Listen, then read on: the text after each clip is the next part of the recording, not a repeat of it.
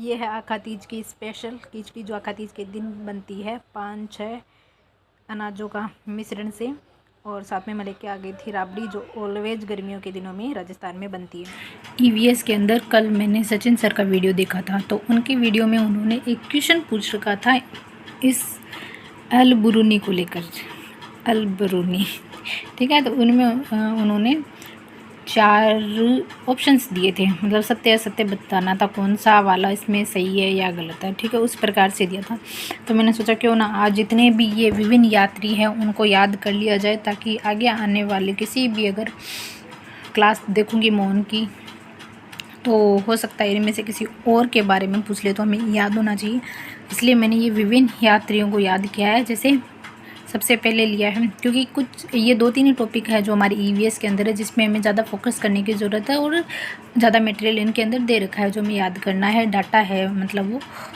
तो उस हिसाब से मैंने सोचा क्यों ना रोज़ थोड़ा थोड़ा इनमें से लेकर याद किया जाए जो एग्ज़ाम में आ रहे हैं और एग्ज़ाम पॉइंट ऑफ व्यू की वजह से के अकॉर्डिंग इम्पोर्टेंट है। तो फर्स्ट इसमें आता है मेगास्थनीज जो यूनानी है, चंद्रगुप्त मौर्य के समय आता है और इसकी बुक है इंडिका, ओके। उसके बाद में फाहान आता है जो चीनी बौद्ध भिक्षुक है, चंद्रगुप्त विक्रमादित्य के समय आता है और भारत की सामाजिक आर्थिक और धार्मिक स्थिति के बारे में बताता है। उसके बाद में हेवनसांग आता है जो चीनी बौद्ध भिक्षुक है, हर्षवर्धन के समय आता है और सीयू की इसकी बुक है और तीर्थयात्रियों का राजकुमार कहते हैं। मैंने मेरी बुक के अंदर जो भी डिटेल दे रखी थी उनमें जो इम्पोर्टेंट थी, ठीक है, पॉइंट टू पॉइंट उनको लिखा है। और फिर आता है अलबरूनी जो उज़्बेकिस्तान का है, महमूद गजनबी के साथ आया था और इसकी बुक है तहकीक ए हिंद किताब उल हिंद और इसमें इसने भारत के तालाबों के बारे में बताया है बहुत कुछ। फिर आता है इब्न बतूता। इब्न बतूता कौन है? एक मिनट, क्लियर से दिख नहीं रहा होगा या इब्न बतूता की बात करते हैं तो इब्न बतूता अफ्रीकी देश मोरक्को का निवासी है और मोहम्मद बिन तुगलक के समय आया था और इसे काजी का पद दिया गया है और इसकी बुक का नाम है रेहला।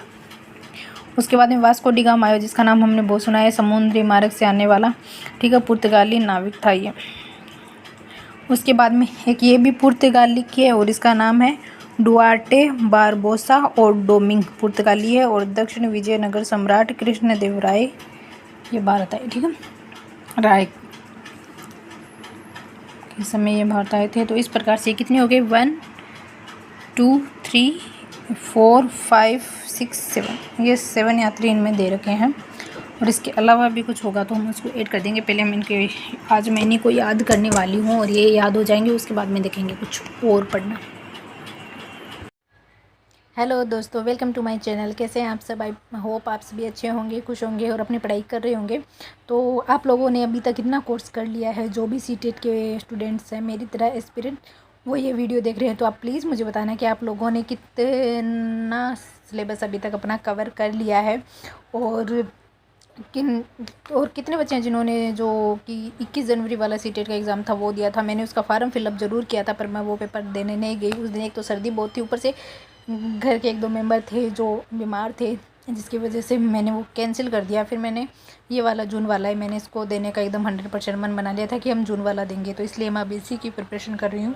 और मैंने यूट्यूब पे साइकोलॉजी की क्लासेस कल देखी थी पर मैं अब आगे से साइकोलॉजी की क्लासेस यूट्यूब पर नहीं देखूँगी, सिर्फ पेपर देखूँगी। जो भी मॉडल पेपर ये लेके आते हैं सिर्फ मॉडल पेपर देखूँगी और मैटर समझने की कोशिश नहीं करूँगी। मैटर जो मेरा है, जो मैंने रीड के वक्त बनाया था वो और जो मैंने बुक से पढ़ा है वो मेरे लिए मुझे लगता है इनफ है। मैं वो उसको अच्छे से समझ लूँगी क्योंकि साइकोलॉजी मुझे पहले समझ आ चुकी है। जब मैंने रीट का एग्ज़ाम दिया था उस वक्त मैंने साइकोलॉजी को अच्छे से समझ लिया था, तो साइकोलॉजी में मुझे कोई प्रॉब्लम नहीं है। ऐसा नहीं कि मेरे लिए नया सब्जेक्ट है, मैं 3-4 सालों से इसी को पढ़ रही हूँ। तो मुझे साइकोलॉजी की तो क्लासेस मैं लूँगी तो सिर्फ और सिर्फ मॉडल पेपर है उन्हीं की क्लासेस लूँगी। और हिंदी की भी अगर मैं ऑनलाइन क्लासेस लूँगी तो सिर्फ मॉडल पेपर की ही लूँगी।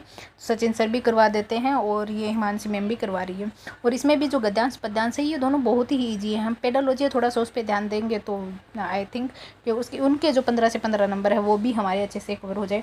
और उसके बाद मैं ज़्यादा से ज़्यादा ध्यान देने वाली हूँ, मतलब ऑनलाइन भी क्लासेस ले लूँगी उनकी और ख़ुद भी मेहनत करके पढ़ूँगी। वो है पर्यावरण अध्ययन और पर्यावरण अध्ययन के ही ये 3-4 जो टॉपिक हैं उन्हीं को ज़्यादा फोकस करेंगे। अदरवाइज़ तो वो जो फर्स्ट सेकंड थर्ड फोर्थ तक भी चैप्टर उनको हम जल्दी ही कवर करके अच्छे से याद कर सकते हैं उनके। पर जो लास्ट वाले जो चैप्टर वो बहुत बड़े, उनमें बहुत डाटा दे रखा है, तो उनको मुझे लगता है कि अगर हम दिन में डिवाइडेड कर दें एक चैप्टर को, मतलब चैप्टर को एक वीक में ख़त्म करना है और ये मटेरियल में तैयार करना है। क्योंकि उनमें से मैंने 1-2 मॉडल पेपर देखे हैं जिसके अकॉर्डिंग मुझे लगता है कि हर बार एग्ज़ाम में एक ना एक क्वेश्चन आ रहा है, तो हम वहाँ पर ज़्यादा फोकस करेंगे और उसको अच्छे से पढ़ने की ज़्यादा ध्यान देंगे उस पर, ताकि हमारा एक भी क्वेश्चन ना छूटे। मैं CDP यानी साइकोलॉजी में आज हमने पढ़ा है प्रतिभाशाली, सृजनशील तथा विशिष्ट बालकों की पहचान, जिसमें प्रतिभाशाली बालकों के बारे में बता रखा है कौन कौन से बालकों की क्या क्या विशेषताएं हैं। प्रतिभाशाली बालकों को शिक्षा, और फिर सृजनशील बालक है, सृजनशील बालकों की पहचान कैसे की जाए, सृजनशील बालकों का परीक्षण,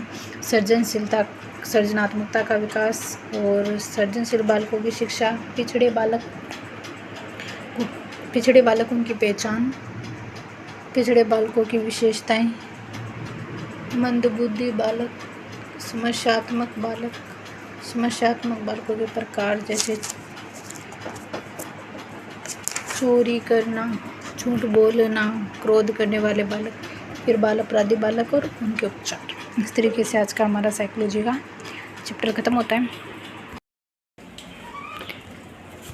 ये देखिए आज का मौसम कुछ इस तरीके से बदल चुका है। सुबह इतनी खतरनाक वाली धूप थी और अब आ रही है बारिश।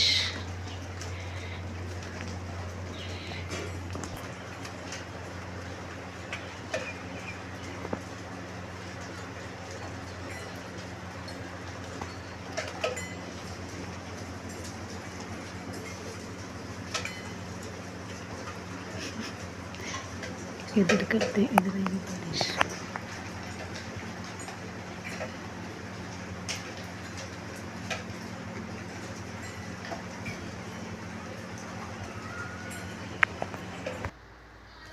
और इन 3 सब्जेक्ट के बाद में हम बात करते हैं हमारे 2 सब्जेक्ट और है, जिनके अंदर एक संस्कृत है और एक मैथ है। तो मैथ को मैंने पढ़ा था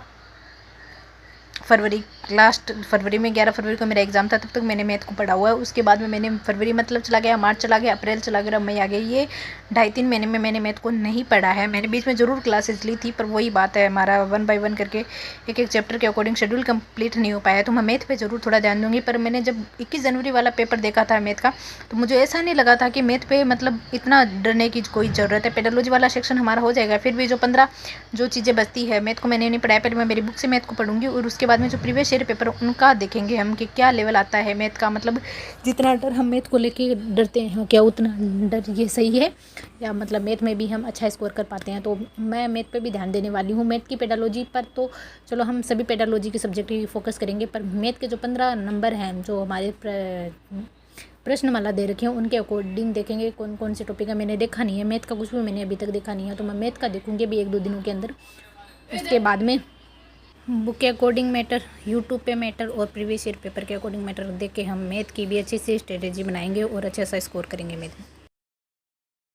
हिंदी में आज हमने पढ़ा है गद्यांश, 18 नंबर, 19 नंबर और 20 नंबर। इसमें टोटल 20 नंबर दे रखे थे, तो मैंने 20 नंबर तक कंप्लीट कर दिया। और फिर कल से हम पढ़ेंगे विगत वर्षों में यानी ओल्ड जो पेपर में आए हुए हैं गद्यांश, उनको पढ़ेंगे। और ये गद्यांश कितने हैं, 10 गद्यांश है, तो फिर हम 2-2 करके 5 दिन आने वाले आगे 5 दिनों में इनको कंप्लीट करेंगे। फिर शुरू करेंगे हम अपना अपठित पद्यांश। तो अपठित पद्यांश को भी पढ़ेंगे। ये कितने हैं,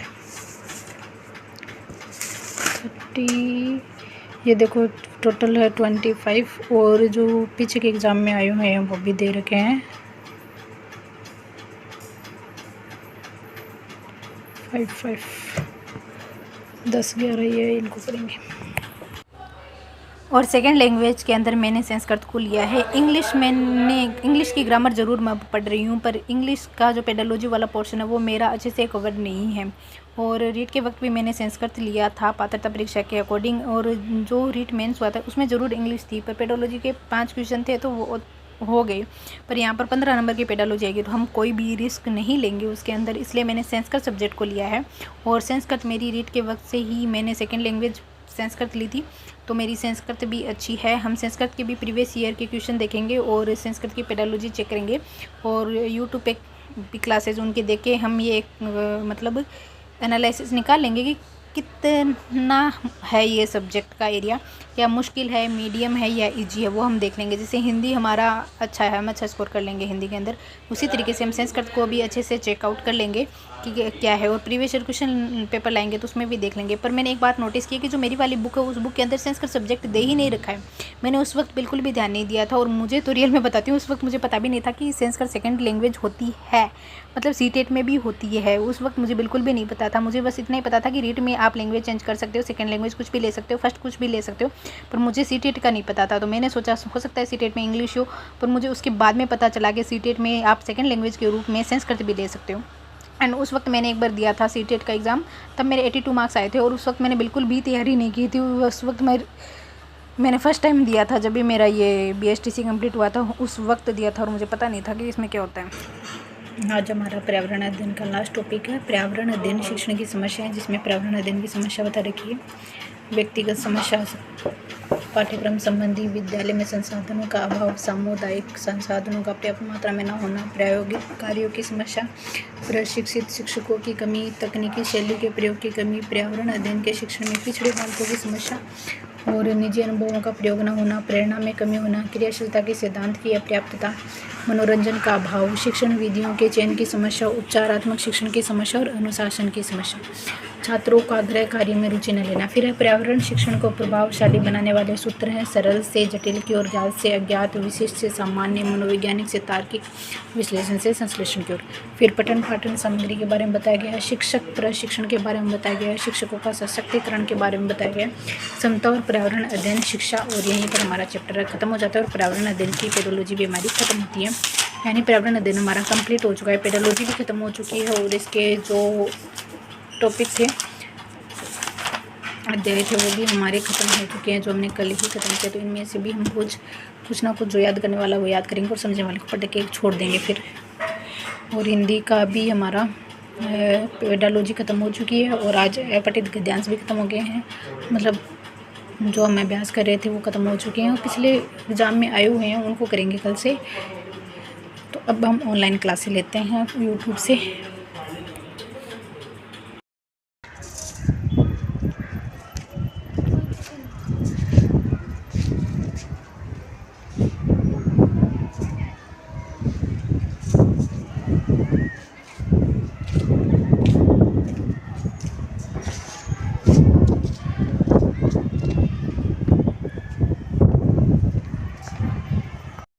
पूरे कवर करके आई हूँ बालों में मिट्टी चली जाएगी, वरना फिर वो निकलते नहीं आसानी से, खुजली चलने लगती है सर में, इसलिए मैंने स्कार्फ पहन लिया है। फिर आई हूँ मैं इस मौसम को देखने के लिए, और ये अब जा चुकी है, ऐसे नहीं अभी आई है, ये जा रही है आंधी, तो इस तरीके से मैं महसूस हो रही है जाती हुई मिट्टी। आए हुए तो इसे काफ़ी वक्त हो गया, तो मैं छत पे आई नहीं थी, बहुत तेज़ हवा चल रही थी उस वक्त।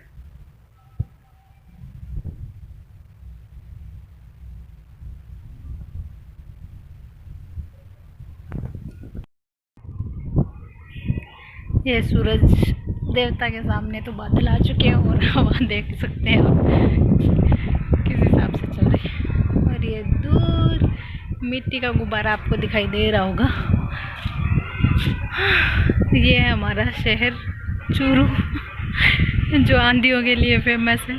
आपने दोपहर में देखा होगा मौसम कैसे चेंज हो गया था, बारिश हुई थी और 2-4 बूंदे बरसाने के बाद में आंधी आ गई। भी बादल तो है पर मिट्टी भी है आसमान में।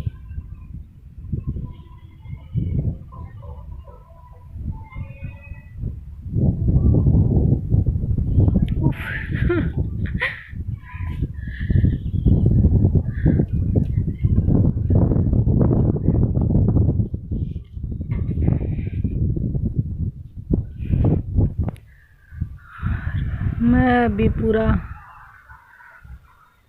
और फिर मुझे लगने लगी भूख, तो बनाई फटाफट मैगी। और मैगी बनाने के बाद ही हमारा मौसम परिवर्तन वापस शुरू हो गया।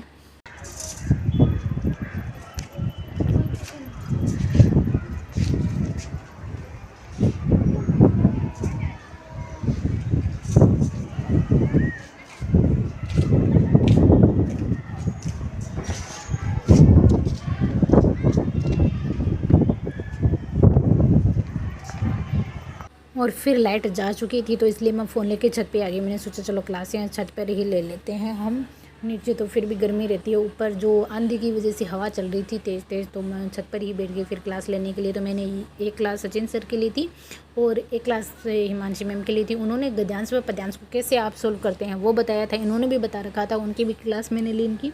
और उसके बाद में मैंने साइकोलॉजी के मैटर को अच्छे से समझा, जो मैम ने समझाया था। तो उसके अकॉर्डिंग मुझे समझ में आ गया है कि साइकोलॉजी खुद ही पढ़ लूँगी, ज़रूरत नहीं है। क्योंकि आप ओल्ड ईयर के पेपर से अनुमान लगा सकते हैं कि आपका कौन सा सब्जेक्ट या कौन सा सब्जेक्ट का कौन सा टॉपिक खा के वो मुश्किल है, जिसे आप कर लोगे बाद में।